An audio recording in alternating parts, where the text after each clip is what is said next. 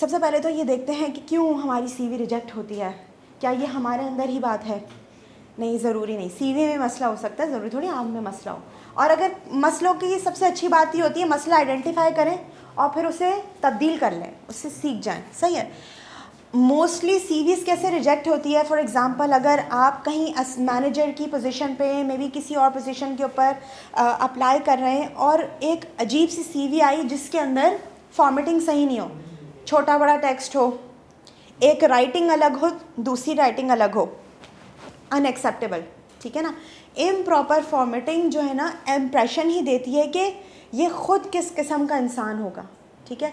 एक proper formatting, एक proper font और एक प्रॉपर डेजिग्नेशन। आपकी बड़ी हेडिंग किस साइज़ की, उसी साइज़ की रहेगी।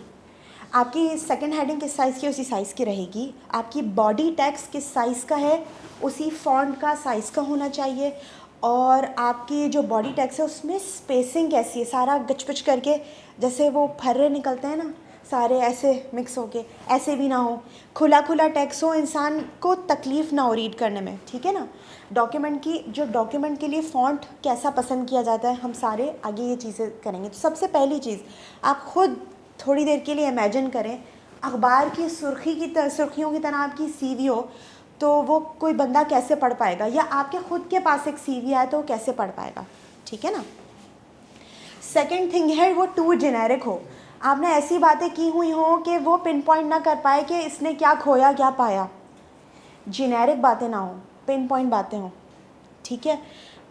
ये कैसी होती हैं हम इसको लर्न करेंगे when you will try to compile a CV. ठीक है ना। उसके अलावा इररेलेवेंट कंटेंट हो। ठीक है।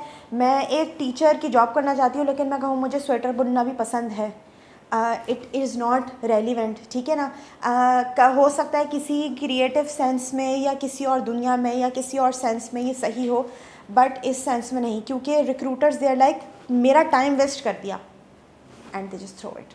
ठीक है। They are very much conscious about it कि हमें टारगेटेड इन्फॉर्मेशन मिले। इस चीज़ के सॉफ्टवेयर भी होते हैं, we are going to learn it furthermore. उसके अलावा स्पेलिंग और ग्रामेटिकल एरर्स की तरफ फोकस बहुत ज़्यादा इंपॉर्टेंट होता है। ठीक है। अब तो आप लोगों के लिए इतनी आसानी है कि जनरेटिव एआई के टूल आ गए हैं, चैट जीपीटी आ गया है। ठीक है। चैट जीपीटी बहुत चालाक है, अनपेड वर्जन है, वो झूठ बोलता है, वो वेग बात करता है। अगर आप उससे कहते हैं ना ये ज़रा लिख के दो, वो उसमें से इंफॉर्मेशन गायब कर लेता है। और वो क्योंकि अगर जब तक आप चेक करके टीचर की तरह उससे नहीं पूछते मैंने तुम्हें मना किया था, तुमने वो बात क्यों लिखी, ये तो मैंने तुम्हें दी ही नहीं, तो कहता है आई एम सॉरी, ये गलती से हो गया, मैं ठीक कर देता हूँ। बिकॉज इट ऑलवेज, वो आपके सब्र का इम्तिहान लेता है बाय एंड बाय। ठीक है।